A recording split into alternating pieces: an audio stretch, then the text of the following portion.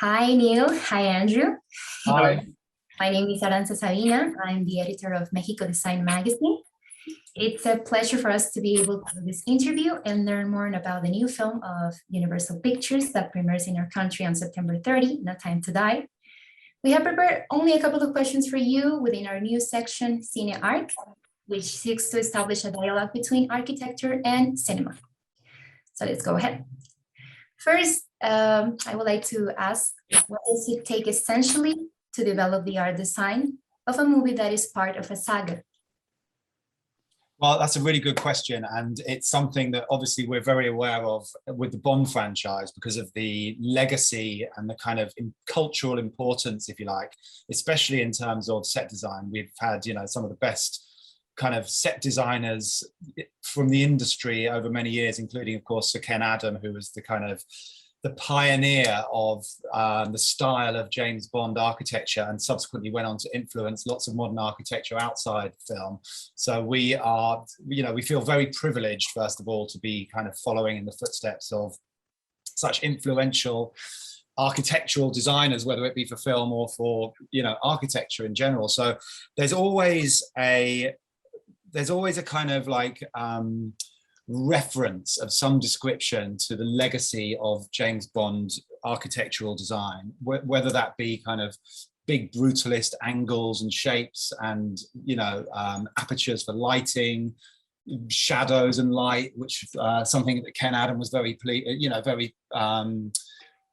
intent on giving to directors, because, in the end, that's where cinema started, and that's where cinema was taken by the great Ken Adam and others like him.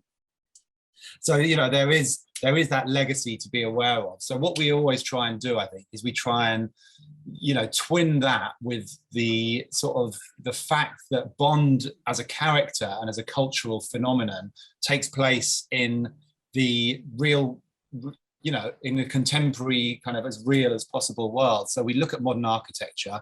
We look at all architecture and lots of modern architecture and art and sculpture and things like that. And you sort of think, well, how can we take some of the influences of modern day architecture and kind of amalgamate them with the spirit of the architecture of the James Bond legacy franchise? And then what results does that bring to us? And, that's something that is talked about. But, a lot of the time you sort of feel it.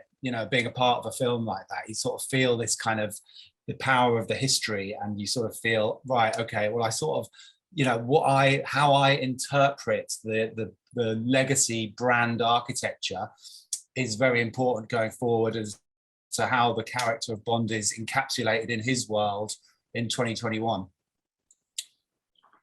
And I would add to that Neil and myself, well, Neil's done a few more Bonds than I have, but I worked on Skyfall, Spectre, and No Time to Die. And working with Mark Tilsey for me is my first time working with him. Oh. And Neil, correct me if I'm wrong, but Mark is theatre design trained. Is that right, Neil, if I remember? He has done a lot of theatre. I don't know if you know that Mark also did the opening ceremony for the London 2012 Olympics. Yeah. Wow. So yeah, he's got some of that theatrical.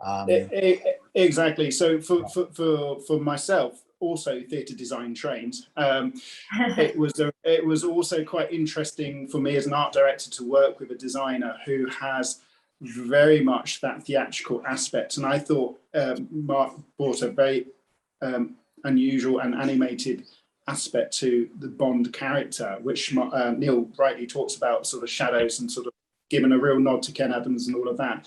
So that was a really nice transition for me to be on a third project of Bond to get to that new style of design, which I think you definitely do see in the trailer. Yeah, for sure. Okay, so on the other hand, I read that you filmed on 4 different countries. What was it like to establish the art design for each of the locations? Was there any challenge in architecture to filming? Yeah, well, I mean, we shot in Italy, we shot in Jamaica, we shot a little bit of Cuba in Jamaica, so we had to fake that. We shot in Norway, Scotland. So the Bond the Bond franchise is famous for kind of trying to do as much as possible on location to get that. And again, you know, it goes back to that thing that Bond is kind of supposed to exist in the real world and be a believable character. So the more kind of like textual reality that you can get from what you shoot as your backgrounds, the more believable the character subsequently becomes. So there's always been a big kind of initiative to kind of shoot on location as much as possible. Now, Andrew will talk about this. You know, I'll stop talking in a minute, but often it's not possible to shoot for logistical reasons on certain locations, which was the case for Santiago de Cuba. Andrew will explain why that was. But for me, having done a little bit in Matera and a lot in Jamaica, what we tried to do was to, first of all, make it feel like the country that you're in. And the example that I would give for that is that the idea of Bond's Jamaican house is that Bond's retired from the service, moved to Jamaica, but he's moved to a Jamaica that's a real Jamaica. It's not a kind of resorty, honeymoony version. It's, you know, him living amongst the locals in Jamaica. So we wanted, and we were able to employ as many local people as we possibly could to do all the carpentry work for us, to source the timber locally, to source the dressing locally, and to have as much Jamaican influence as possible. Once we had the kind of like spirit and the base design of the house and the choreography worked out, we wanted the kind of like the materiality of it and the kind of the hands that touched it to be as Jamaican as possible, to give it that feeling. And I think we successfully achieved that, actually. And the whole thing was built by Jamaicans in Jamaica from Jamaican timber and materials and all that stuff. So hopefully that translates on the film. And the point of doing that is to make the character of Bond feel like he is in Jamaica. He's not in studio somewhere, and he's not kind of detached from the reality of what, you know, modern day Jamaica is like, which, by the way, is incredibly beautiful and amazing. I can tell, yeah. So I have a final question, and this is like for our audience. Is there a detail of the visual composition that could get unnoticed in which you would like the audience to have their eyes on? So I didn't quite hear that last bit of the question. Can you say it again? Okay, I can say it again.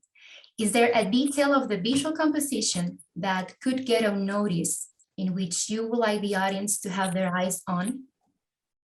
Like something that normally get unnoticed, we don't see, as like we are not professionals. Like, I see. What details do we apply into the design that is of significance to the story? Correct. Well, that's a tough question, Neil. Well, I mean, I would say from Mark Tilsley's point of view, he really wanted to celebrate design and architecture from all Bond film movies. And I think if anything that you can see, I think Mark is definitely doing a nod to previous designers historically through any part of a Bond movie. So I think you'll see some very significant shapes and lighting styles and shadows that will sort of emulate some very retro historical sort of design features that you may have seen previously or given a nod to. Neil, I don't know if you want to add to that as a sort of no, I think that's right. I think it's, you know, it's almost back to the answer that we gave for the original question, which was that it is about respecting the legacy of Bond, but bringing it into the 21st century. And I think Mark has successfully achieved that. So like Andrew says, you'll see, it's more like you'll feel it. I think it's like, it's an emotional sort of spirit of the movie, which is kind of brought about by certain architectural languages, which are big, brutal shapes, you know, quite dramatic, you know, compositions and big lighting apertures and all of those things. And I look forward to you guys kind of seeing it and kind of realizing, I guess, what we were trying to do and hopefully we've achieved in the design process. And there is definitely an advantage to having, I think, a theatrical background, because theatre plays into that aspect as well. So you'll see a lot of large shapes and textures and lighting sources.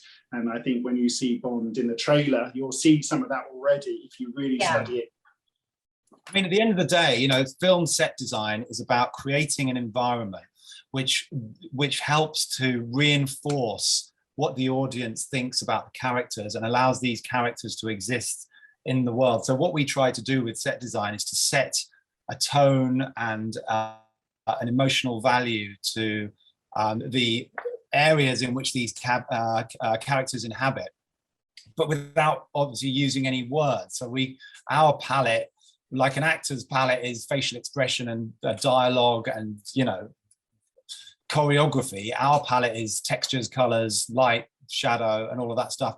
And that, you know, can be very simple sometimes. You know, if you want to create a dramatic effect, you sometimes don't need anything more than a light, you know, a light with a shape in front of it. So that's what I think, that's, Andrew, what you're saying about the sort of theatrical background, you know, to create those dramatic spaces in a wordless way.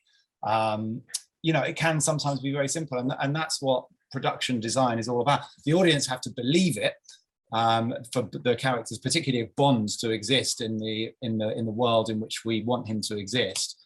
But sometimes it can be done in a very simple way. At the end of the day, we're just there to provide this kind of, you know, articulate this world in which he lives and try and tell a lot of the story of the characters, be it Bond or any of the kind of bad guys or whatever, without using our words.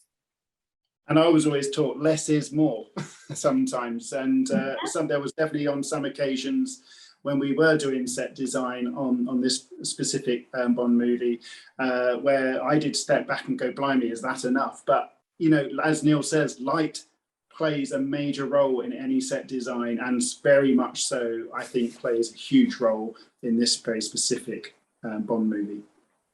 Awesome. So I'm going to be aware of these details. And well, I can't wait to see the movie. I think we are running out of time already. But well, I want to thank you guys so much for sharing this for Mexico Design. And we wish you a very successful premiere. Thank you so much. Thank you.